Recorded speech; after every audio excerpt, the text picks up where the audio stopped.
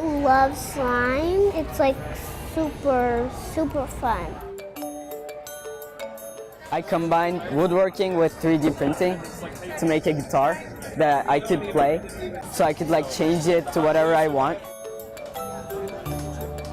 Sloths are really cool creatures.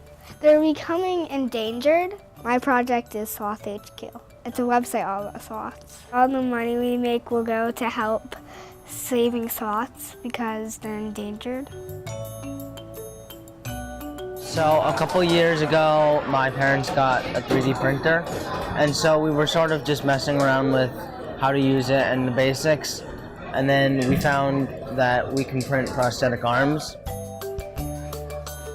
I started decorating my insulin pump because I felt like it made me look sick, and people wouldn't ask me about like, oh, what is that, and feel bad for me, but they'd be like, oh, what is that, and it led to more open-minded discussion. For these slimes I made, I had like a lot of recipes. How did I make this one is I use clear glue, activator, and water. Because I put glitter and I like knead it with my hands. Sometimes like I make mistakes, like if I pour the glue in, like I put too much glue and I have to like pour it back in a little bit so I can have more glue for our slimes. I 3D printed these rails on here and the guitar itself, the white part. There's this app called Cura, and it turns the 3D model into a code that the 3D printer can read. These can slide on and off the guitar. You can change the design of the guitar or like make combinations and make like custom your guitar. It took like a lot of trial and errors to find the right measurements so it has like enough traction to hold it in place and slide in and out. Sloth HQ is a website all about sloths. It has sloth games, sloth videos, sloth clothes, anything sloth-like. We're putting facts down about sloths.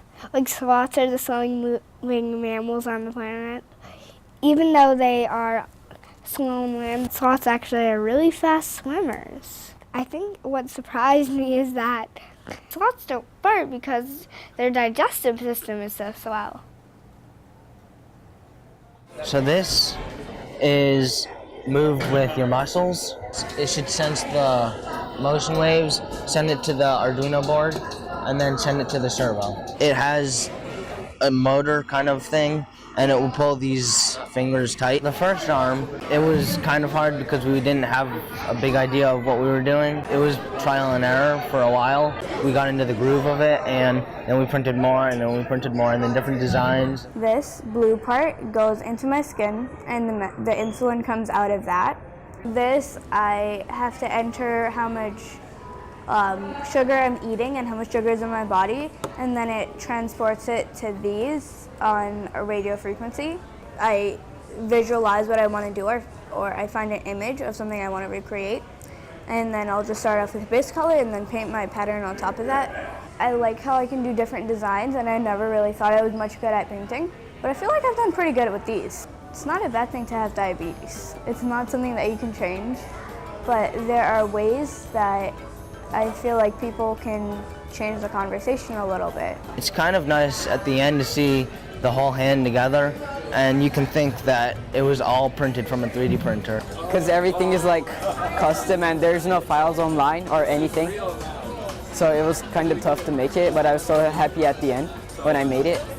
You should help sloths because they're endangered and they're amazing. I think I learned is slime is the best thing I ever made.